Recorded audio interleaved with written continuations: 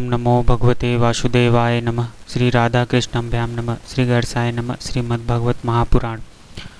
आज हम लोग तृतीय स्कंद के 31 अध्याय 31वां अध्याय को सुनेंगे, जिसमें हम लोग समझेंगे मनुष्य योनि को प्राप्त हुए जीव की गति का वर्णन।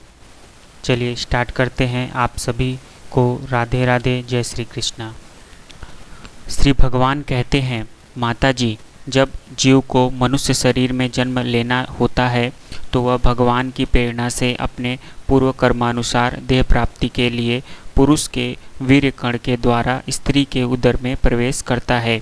वह एक रात्रि में स्त्री के रज में मिलकर एक रूप कलल बन जाता है। 5 रात्रि में बुद्ध रूप हो जाता है। 10 दिनों में बेर के समान कुछ कठिन हो जाता है और उसके बाद मांसपेशी अथवा अंडज प्राणियों में अंडे के रूप में परिणत हो जाता है। 1 महीने में उसके सिर निकल आता है। 2 मास में हाथ पांव आदि अंडों का विभाग हो जाता है और 3 मास में नख, रोम, अस्थि, चर्म, स्त्री पुरुष के चिन्ह तथा अन्य छिद्र उत्पन्न हो जाते हैं। 4 मास में उसमें मांसादि 7 धातुएं पैदा हो जाती है। 5वें महीने में भूख प्यास लगने लगती है और 6ठे मास में झिल्ली से लिपटकर वह दाहिनी कोख में घूमने लगता है। उस समय माता के खाए हुए अन्न जल आदि से उसकी सब धातुएं पुष्ट होने लगती है और वह कृमि आदि जंतुओं के उत्पत्ति स्थान उस जघन्य मलमूत्र के गड्ढे में पड़ा रहता है। वह सुकुमार तो होता ही है, इसलिए जब वहाँ के भूखे कीड़े के उसके अंग प्रत्यंग नोचते हैं तब अत्यंत क्लेश के कारण वह क्षण क्षण में अचेत हो जाता है। माता के खाए हुए कड़वे, तीखे, गरम, नमकीन, रूखे और खट्टे आदि उग्र पदार्थों का स्पर्श होने से उसके सारे शरीर में पीड़ा होने लगती है। वह जीव माता के गर्भाशय में झिल्ली से लिपटा और आंतों से घिरा रहता है। उसका सिर पेट की ओर तथा पीठ और गर्दन कुंडलाकार मुड़े रहते हैं। वह पिंजड़े में बंद पक्षी के समान पराधीन एवं अंगों को हिलाने डुलाने में भी असमर्थ रहता है। इसी समय अदृष्ट की प्रेरणा से उसे स्मरण शक्ति प्राप्त होती है। तब अपने सैकड़ों जन्मों के कर्म याद आ जाते हैं और वह बेचैन हो जाता है तथा उसका दम घुटने लगता है। ऐसी अवस्था में उसे क्या शांति मिल सकती है? 7वां महीना आरंभ होने पर उसमें ज्ञान शक्ति का भी उन्मेष हो जाता है, परंतु प्रसूति वायु से चलायमान रहने के कारण वह उसी उदर में उत्पन्न हुए विष्ठा के कीड़ों के समान एक स्थान पर नहीं रह सकता। तब सप्त धातुमय स्थूल शरीर से बधा हुआ वह देहात्मदर्शी जीव अत्यंत भयभीत होकर दीनवाणी से कृपा याचना करता हुआ हाथ जोड़कर उस प्रभु की स्तुति करता है जिसने उसे माता के गर्भ में डाला है। जीव कहता है, मैं बड़ा अधम हूँ। भगवान ने मुझे जो इस प्रकार की गति दिखाई है वह मेरे योग्य ही है। वे अपने शरण में आए हुए इस नश्वर जगत की रक्षा के लिए ही अनेक प्रकार के रूप धारण करते हैं। अतः मैं भी भूतल पर विचरण करने वाले उन्हीं के निर्भय चरणाविंदों की शरण लेता हूँ। जो मैं जीव इस माता के उदर में देह, इंद्रिया और अंतःकरण रूपा माया का आश्रय कर पुण्य पाप रूप कर्मों से आच्छादित रहने के कारण बद्ध की तरह हूँ, वही मैं यही अपने संतप्त हृदय में प्रतीत होने वाले उन विशुद्ध, अविकारी और अखंड बोध स्वरूप परमात्मा को नमस्कार करता हूँ। मैं वस्तुतः शरीरादि से रहित होने पर भी देखने में पाश्य भौतिक शरीर से संबंध हो और इसलिए इंद्रिय गुण शब्दादि विषय और चिदाभास रूप जान पड़ता हूँ। चिदाभास का मतलब होता है अहंकार। अतः इस शरीरादि के आवरण से जिनकी महिमा कुठित नहीं हुई है उन प्रकृति और पुरुष के निरंतर सर्वज्ञ पुरुष की मैं वंदना करता हूँ। उन्हीं की माया से अपने स्वरूप की स्मृति नष्ट हो जाने के कारण यह जीव अनेक प्रकार के सत्वादि गुण और कर्म के बंधन से युक्त इस संसार मार्ग में तरह तरह के कष्ट झेलता हुआ भटकता रहता है। अतः उन परम पुरुष परमात्मा की कृपा के बिना और किस युक्ति से इसे अपने स्वरूप का ज्ञान हो सकता है।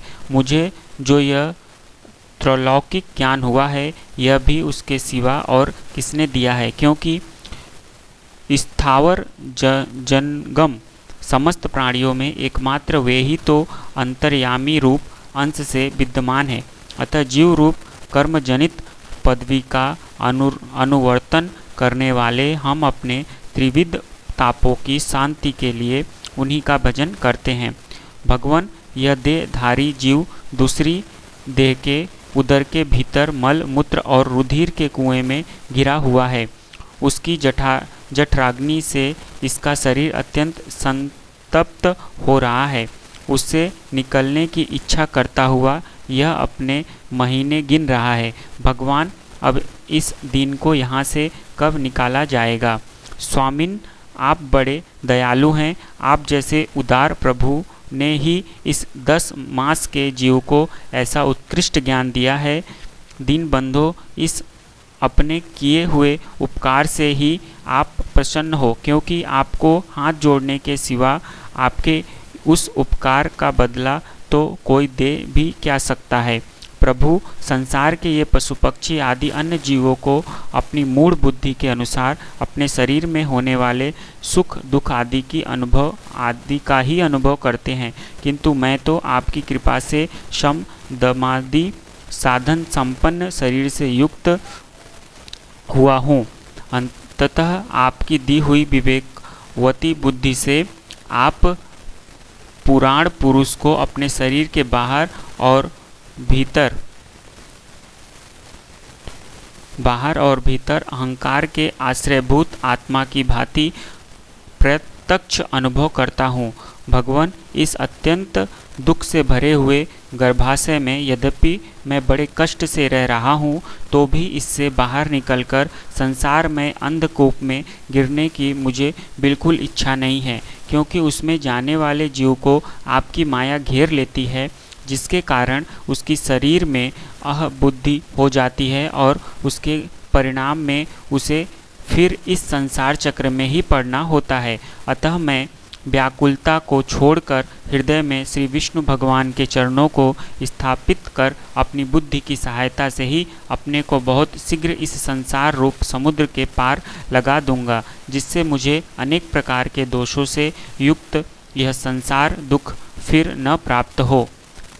कपिल देव जी कहते हैं, माता, वह 10 महीने का जीव गर्भ में ही जब इस प्रकार विवेक संपन्न होकर भगवान की स्तुति करता है, तब उस अधोमुख बालक को प्रसव काल की वायु तत्काल बाहर आने के लिए ढकेलती है। उसके सहसा ठेलने पर वह बालक अत्यंत व्याकुल हो नीचे सिर करके बड़े कष्ट से बाहर निकलता है। उस समय उसके श्वास की गति रुक जाती है और पूर्व स्मृति नष्ट हो जाती है। पृथ्वी पर माता के रुधिर और मूत्र में पड़ा हुआ वह बालक विष्ठा के कीड़े के समान छटपटाता है। उसका गर्भवास का सारा ज्ञान नष्ट हो जाता है और वह विपरीत गति देहाभिमान रूप अज्ञान दशा को प्राप्त होकर बार बार जोर जोर से रोता है। फिर जो लोग उसका अभिप्राय नहीं समझ सकते, उनके द्वारा उसका पालन पोषण होता है। ऐसी अवस्था में उसे जो प्रतिकूलता प्राप्त होती है, उसका निषेध करने की शक्ति भी उसमें नहीं होती। जब उस जीव को शिशु अवस्था में मैली कुचैली खाट पर सुला दिया जाता है, जिसमें खटमल आदि स्वेदज जीव लिपटे रहते हैं, तब उसमें शरीर को खुजलाने, उठाने अथवा करवट बदलने की भी सामर्थ्य न होने के कारण वह बड़ा कष्ट पाता है। उसकी त्वचा बड़ी कोमल होती है। उसे डांस, मच्छर और खटमल आदि उसी प्रकार काटते रहते हैं जैसे बड़े कीड़ों को छोटे कीड़े। इस समय उसका गर्भावस्था का सारा ज्ञान जाता रहता है, सिवा रोने के वह कुछ नहीं कर सकता। इसी प्रकार बाल्य और पौगंड अवस्थाओं के दुख भोगकर वह बालक युवावस्था में पहुंचता है। इस समय उसे यदि कोई इच्छित भोग नहीं प्राप्त होता तो अज्ञानवश उसका क्रोध उद्दीप्त हो उठता है और वह शोकाकुल हो जाता है। देह के साथ ही साथ अभिमान और क्रोध बढ़ जाने के कारण वह काम परवश जीव अपना ही नाश करने के लिए दूसरे कामी पुरुषों के साथ वैर ठानता है। खोटी बुद्धि वाला वह अज्ञानी जीव पंचभूतों से रचे हुए इस देह में मिथ्याविनिवेश के कारण निरंतर मैं मेरेपन का अभिमान करने लगता है। जो शरीर इसे वृद्धावस्था आदि अनेक प्रकार के कष्ट ही देता है तथा अविद्या और कर्म के सूत्र से बंधा रहने के कारण सदा इसके पीछे लगा रहता है, उसी के लिए यह तरह तरह के कर्म करता रहता है, जिनमें बंध जाने के कारण इसे बार बार संसार चक्र में पड़ना होता है। सन्मार्ग में चलते हुए यदि इसका किन्हीं जीवा और उपस्थेंद्रिय के भोगों में लगे हुए विषयी पुरुषों से समागम हो जाता है और यह उनमें आस्था करके उन्हीं का अनुगमन करने लगता है, तो पहले के समान ही फिर नार की योनियों में पड़ता है, जिनके संग से इसके सत्य, शौच, बाहर भीतर की पवित्रता, दया, वाणी का संयम, बुद्धि, धन संपत्ति, लज्जा, यश, क्षमा, मन और इंद्रियों का संयम तथा ऐश्वर्य आदि सभी सद्गुण नष्ट हो जाते हैं। उन अत्यंत शोचनीय स्त्रियों के क्रीड़ा मृग, खिलौना, अशांत, मूढ़ और देहात्मदर्शी असत पुरुषों का संग कभी नहीं करना चाहिए, क्योंकि इस जीव को किसी और का संग करने से ऐसा मोह और बंधन नहीं होता जैसा स्त्री और स्त्रियों के संगियों का संग करने से होता है। एक बार अपनी पुत्री सरस्वती को देखकर ब्रह्मा जी भी उसके रूप लावण्य से मोहित हो गए थे और उसके मृगी रूप होकर भागने पर उसके पीछे निर्लज्ज पूर्वक मृग रूप होकर दौड़ने लगे। उन्हीं ब्रह्मा जी ने मरीचि आदि प्रजापतियों की तथा मरीचि आदि ने कश्यपादि की और कश्यपादि ने देव, मनुष्य आदि प्राणियों की सृष्टि की। अतः इनमें एक ऋषि प्रवर नारायण को छोड़कर ऐसा कौन पुरुष हो सकता है जिसकी बुद्धि स्त्री रूपीणी माया से मोहित न हो। अहो मेरी इस स्त्री रूपीणी माया का बल तो देखो, जो अपने भ्रुकुटी विलास मात्र से बड़े बड़े दिग्विजयी वीरों को पैरों से कुचल देती है। जो पुरुष योग के परम पद पर आरूढ़ होना चाहता हो अथवा जिसे मेरी सेवा के प्रभाव से आत्मा अनात्मा का विवेक हो गया हो, वह स्त्रियों का संग कभी न करे, क्योंकि उन्हें ऐसे पुरुष के लिए नरक का खुला द्वार बताया गया है।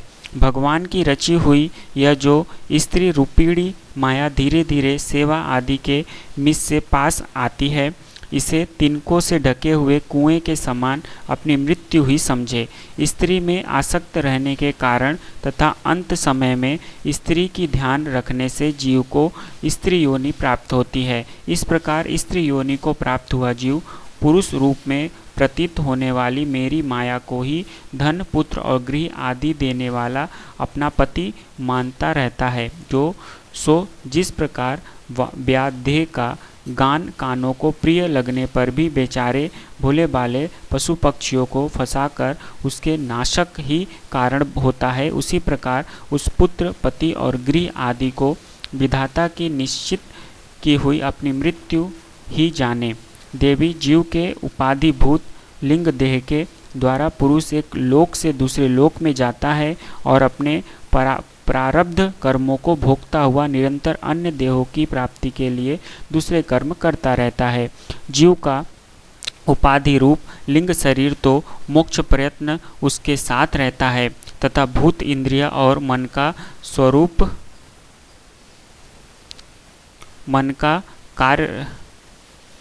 भूत इंद्रिय और मन का कार्य स्वरूप स्थूल शरीर इसका भोगानिष्ठान है। इन दोनों का परस्पर संगठित होकर कार्य न करना ही प्राणी की मृत्यु है और दोनों का साथ साथ प्रकट होना जन्म कहलाता है। पदार्थों की उपलब्धियों के स्थान रूप इस स्थूल शरीर में जब उनको ग्रहण करने की योग्यता नहीं रहती, यह उसका मरण है और यह स्थूल शरीर ही मैं हूँ, इस अभिमान के साथ उसे देखना उसका जन्म है। नेत्रों में जब किसी दोष के कारण स्वरूपादि को देखने की योग्यता नहीं रहती, तभी उनमें रहने वाली चक्षु इंद्रिया भी रूप देखने में असमर्थ हो जाती है, और जब नेत्र और उसमें रहने वाली इंद्रिया दोनों ही रूप देखने में असमर्थ हो जाती है, तभी इन दोनों के साक्षी जीव में वह योग्यता नहीं रहती। अतः मुमुक्षु पुरुष को मरणादि से भय, दीनता अथवा मोह नहीं होना चाहिए। उसे जीव के स्वरूप को जानकर धैर्यपूर्वक निसंग भाव से विचरना चाहिए तथा इस मायामय संसार में योग वैराग्य युक्त सम्यक ज्ञानमयी बुद्धि से शरीर को निक्षेप की भांति रखकर उसके प्रति आसक्त रहते हुए विचरण करना चाहिए। प्रेम से बोलो राधे राधे। जय श्री कृष्ण। आज यहाँ पर हमारा तृतीय स्कंद का 31 अध्याय मनुष्य योनि को प्राप्त हुए जीव की गति का वर्णन को सुने।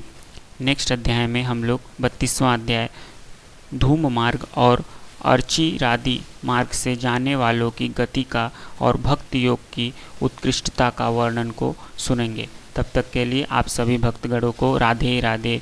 जय श्री कृष्ण।